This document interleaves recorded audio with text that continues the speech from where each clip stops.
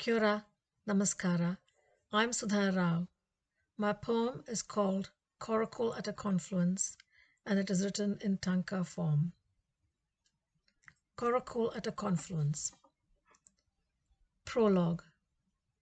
The first time I saw a coracle was the last sight of my father sliding off a riverbank in a small, elegant box. Shouldered by his son's calm and focused, grave faces, the boatman pushed off a riverbank, glistening dark below the coracle.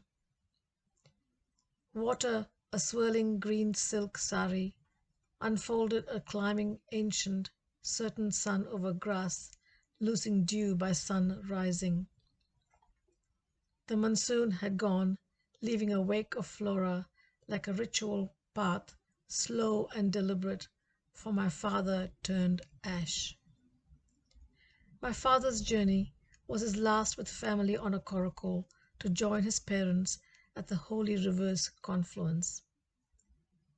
The photograph showed a simple box paddled down a silent river, leaving my mother behind, but not captured by the shot. There are no pictures of my mother on the day my father journeyed, leaving her banked alone, edged by the fright of it all. 13 years ago, she was at a confluence, standing on her soil, harnessing timidity to rise from his ash newborn. Confinement.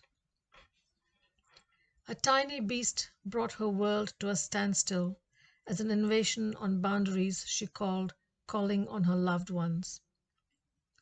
13 years later, we crossed the air between us on a flat screen to unwind her history on her coracle for me.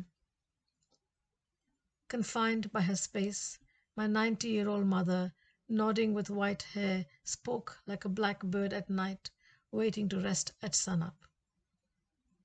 From her envious Wellington Harbour outlook, tides glistened and peaked, shadow-free from shipping boats, but bearing daring seagulls. An accidental storyteller displays her open memory pad with magical wonder as the sun dapples her walls. Mother, mother. She, of her mother, says, "Eshtu chennage idulu Sudha." When she died, our second time unmoored from her umbilical cord. Composed again, she becomes that precious stone in a black and white picture framed by her white hair, transformed into a young girl. Here she is singing, long plaits, pale face, hesitant eyes, looking into her deprivation, her void. O mother, I bow to thee.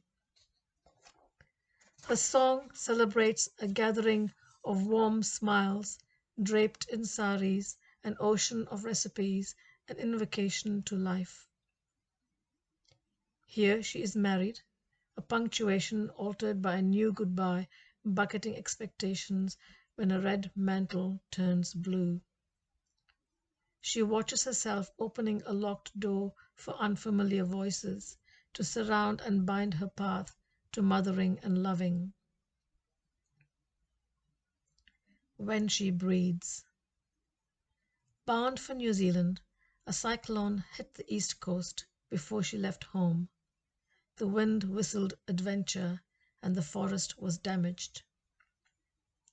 Her tales are many, with commas falling as leaves for the wet soil, stone bark, growing children, losing tongue, while she breathed out her joy.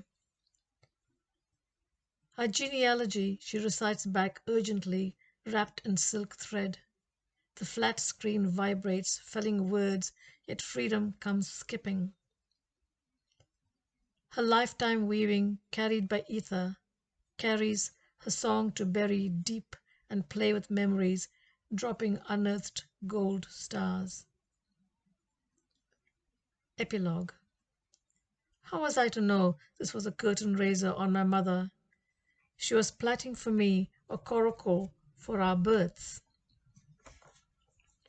At the confluence, she took me into a time where time stopped her and I blinded and muted, connected to her big smile.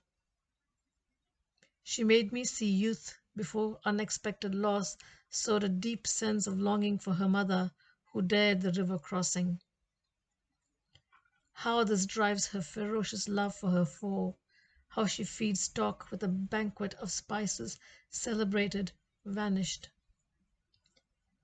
When she speaks of us, we become her extensions, but she is computing our paths away from struggles she cannot bear to grasp. This is my mother emerging from a screen, talking, laughing eyes appear on screen as if for the first time she breathes. My mother floats above the currents of a long life. I turn into a parallel conversation. She, herself I inherit. I am two women, one time child, one time awed, by a small beast unraveling, yet binding us, spinning silver thread. In my mother tongue, Kannada literal translation of Eshtu chennage idalu Sudha is how beautiful she was, Sudha.